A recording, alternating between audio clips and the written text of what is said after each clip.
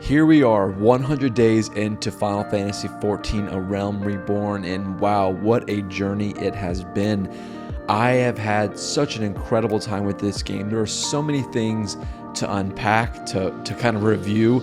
There's so much that's taken place in the last 100 days. I'm probably going to struggle to remember everything, but I'm just going to be speaking from, honestly, my heart, because this game has really been an amazing experience. And I've talked about this on other videos, but this game is very reminiscent of other moments I've had with games in my youth, like Final Fantasy X and Kingdom Hearts 1. And I liken it in a lot of ways to having a spiritual experience from the music and some of the cinematography and the story themes and elements. And overall, this game has just been such a massive undertaking in both time, but also in what it has given me as a player. And as I've just been looking over my Steam library, I mean, I've played some really cool games in the last year or two. I mean, Elden Ring was a fantastic experience. I got over 1,000 hours, really great time. I played Dark Souls 3 for the first time this year, came in over 200 hours on that. Same thing with Dark Souls 1, actually, had a really good time, really good playthrough. I experienced Morrowind for the first time. That was an interesting experience. Amazing RPGs across the board in my library, but nothing has really been as powerful as Final Fantasy XIV. And as you can tell by all my uploads as of recently, Final Fantasy XIV has been completely dominating my time and my play schedule. So sit back, get cozy. We're just going to be chatting about the transformation, both me as a player in the game, but also my journey and experiences with Final Fantasy XIV, A Realm Reborn. Starting out in Final Fantasy XIV, I went into this game super blind. Like I said, first MMO, as you've seen in other videos. This is my first real experience with any real MMO past, first 10 hours. And I will say that the experiences generated by this game have been absolutely amazing. I came in, started playing my character as a Lancer, really enjoyed that class, and I remember actually the first time playing in a dungeon and just seeing how my experience from level 15 Sastasha to now where I'm actually doing extreme trials, what a vast difference in the game. I was nervous playing Sastasha for the very first time. The pressure of being with a live party, live players, and not wanting to fail. But contrasting that to the experiences that I now have in extreme trials, wow, what a difference. I think the game does a really good job bringing you through and setting you up to be able to handle harder content in a pace that actually makes a lot of sense. In fact, I would say that is a really common theme throughout almost all of the game, that the progression makes a lot of sense. So even with armor, for example, the armor in the beginning of the game looks terrible, but when you get that level 50 armor for whatever class you choose, you feel like you actually earned that. Granted, I haven't gotten very far beyond level 50, and I'm sure there's going to be even more amazing armor sets, but as of this point, I've explored a number of classes, and I feel extremely rewarded when I reach that level 50 mark and get some really cool armor. And so far, the classes that I've explored, like I said, Lancer, love the Dragoon storyline, absolutely fantastic. The Warrior, I've done Warrior class line. I've also done Conjurer into White Mage, which was an entire experience in itself. I was not prepared for the pressure of being a healer in an MMO, and there's a whole video I've done on that if you want to go check it out. But the pressure of that class is unreal. I mean, I feel very, very confident being a DPS, which the other classes that I've explored so far were the Bard, the Archer Bard transition was kind of fun. And my current class that I'm maining is Samurai, which I have a lot of fun with. I'm a huge fan of any RPG that gives you the ability to explore different moves and character play styles. So love the fact that there's a plethora of jobs and classes that you can switch between in Final Fantasy XIV. And that being said, I love that you don't have to create different characters to explore those jobs and classes, because I mean, to be honest, with my real world responsibilities, I have enough time just for one player. So I'm very thankful that I can explore all of them with one character. That makes things a lot simpler with the real world responsibilities that I currently have.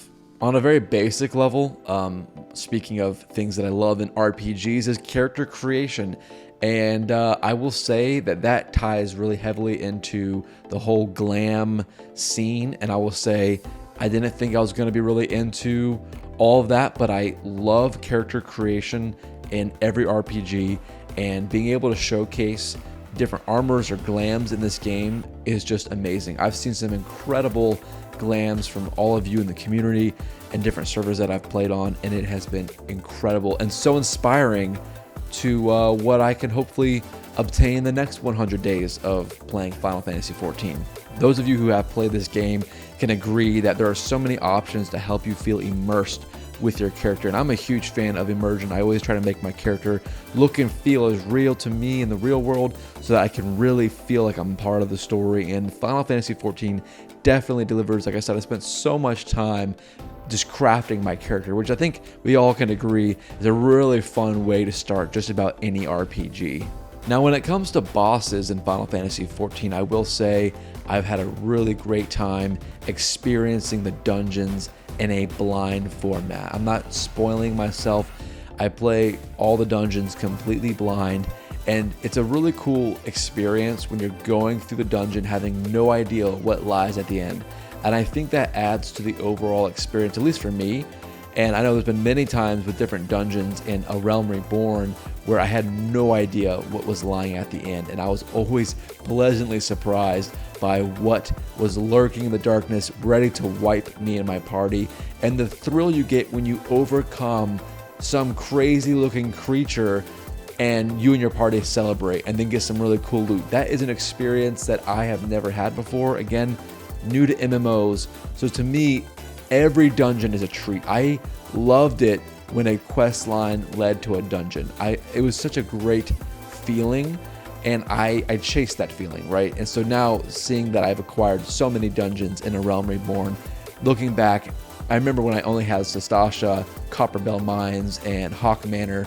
You know, I didn't know how many dungeons existed in A Realm Reborn or even what bosses existed, but I think that's what actually adds to the sparkle and charm of my experience in A Realm Reborn. Now, I know that I've been speaking about all the amazing things of this game so far. I will say that it's not all glitter and sunshine. There's been some incredibly stressful moments, but that doesn't mean the game's been bad in any way, but there's definitely been some really stressful moments that I've experienced, and that comes down to playing as a healer. I've spoken about this earlier in this video and in other videos as well, but for me, for some reason, playing as a healer in Final Fantasy XIV, or I would imagine in most MMOs, is very stressful. And I put out a whole video explaining all of this in detail, but looking back over my 100-day journey, I will say that, yeah, I don't know if I would intentionally go and re-experience that for the first time. I definitely wish I did more of the preparation for that class and not going in super blind, because I think it was jarring coming off of other classes like Warrior or Dragoon, where yes, you have a very critical role, but the pressure to keep your party alive is something that I was not prepared for. And I know that all of you watching have provided so many amazing tips and comments. As of right now, I have not delved back into playing as a healer. This is largely because when I'm playing Final Fantasy XIV, I want to have a kind of chill experience, and at least for me, I don't relate chill with playing as a healer in MMOs apparently. So again, that's just my disposition, and granted, you may be very different. You may be able to relax and have a great time playing as White Mage, but for me, I feel comfortable in the DPS role. Sometimes I'll play tank, but yeah, overall I will say other classes have been exceptional. The only class that genuinely caused me anxiety was playing as a healer, and maybe that will change. And I know that many of you said that as I get further in the game, you get more abilities and more spells, and I believe that to be true. As of right now, I'm taking a slight hiatus and maybe I'll work up the energy, the courage to jump back into that class at another point. But overall, I'll say my experiences with my current classes have been extremely fun and very worthwhile playing in different dungeon instances. Another aspect of Final Fantasy XIV that really caught me off guard in a good way was housing, only because of how much creativity can take place within that part of the game. And in many ways, housing is almost like its own game. It has so much to offer, crafting and building out all the assets that you want in your home. I did a whole review video of doing different house tours on Oceania, and some of the houses that we covered were amazing. I mean, gigantic houses. I saw houses that looked like restaurants and cafes, really cool FC houses with apartments. I even found a nightclub and a DJ dance floor. I mean, that was an incredible experience stumbling upon that.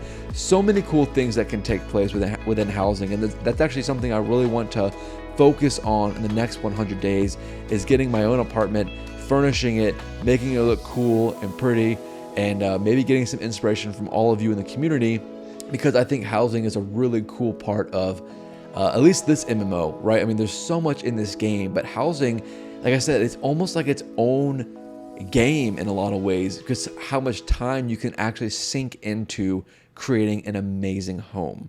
There's been a ton of very memorable moments looking back on my 100 days in Final Fantasy XIV, and I think one that sticks out the most, aside from extreme trials and other really cool dungeons, is actually the fight with ODIN. I had seen that character in the trailer, or in a trailer for Final Fantasy XIV. Didn't know who he was, but just knew this guy on a black horse with a really cool armor. At some point, I'm going to experience him. And when I finally unlocked his instance, it was amazing, right? And I actually have a whole video documenting my very first time killing ODIN, and it was incredible. I mean, the boss was very, very challenging. I had a really great team with me that day, so we did end up winning, but it was just absolutely incredible. The aesthetic of the boss, his move sets, the aesthetic of the actual boss environment was just incredible, and I had a really, really great time actually fighting him. And I think other people have actually told me that his instance, even though it's considered hard, is actually closer to the extreme equivalency. I don't know if that's true, that's just what I've heard. But when I compare it to other instances, I will say that Odin's fight was very challenging. And again, I had a very fantastic party that day, so we did clear, but it was a fight that, in my opinion, stood out the most over the last 100 days amongst all the other amazing bosses. I do feel that we should probably give an honorable mention to Diabolos, the final boss in the lost city of Amdapor. That was extremely challenging, and because I went in blind, I had no idea how to navigate those mechanics. At that time, fighting that dungeon instance, I had not really had that many experiences with challenging boss mechanics.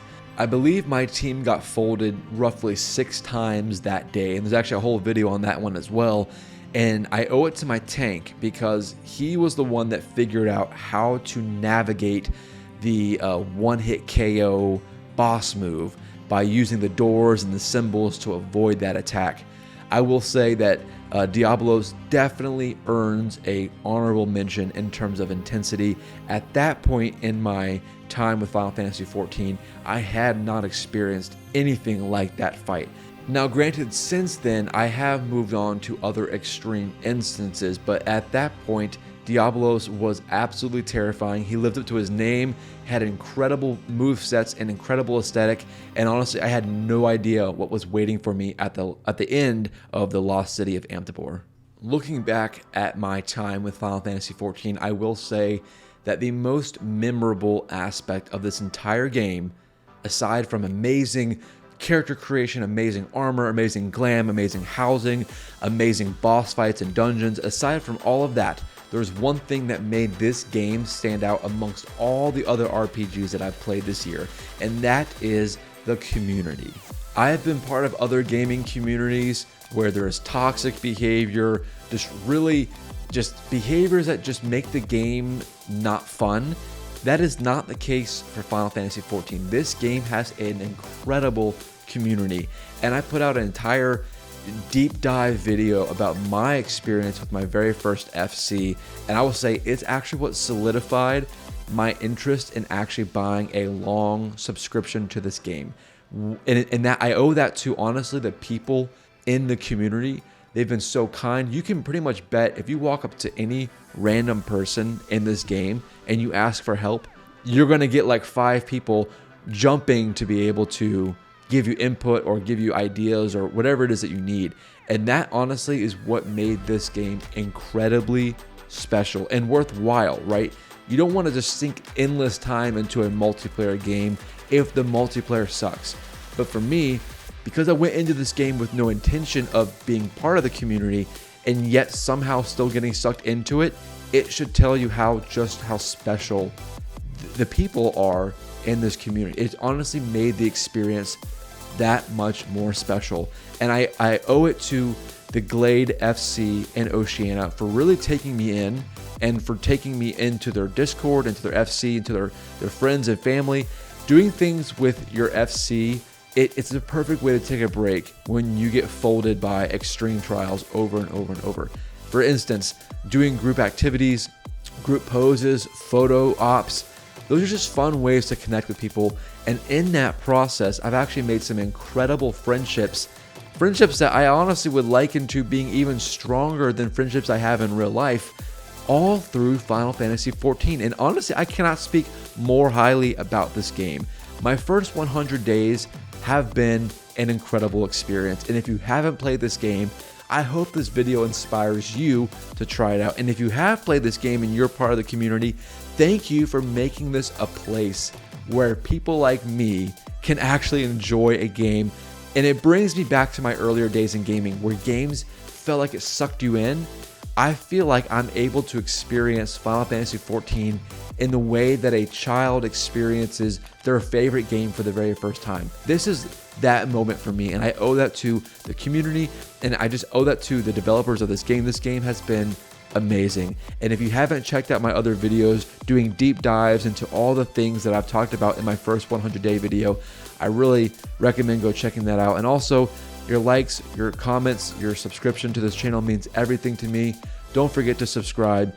I really appreciate it. And also, stay nerdy. I hope to see you next time. And until then, bye-bye.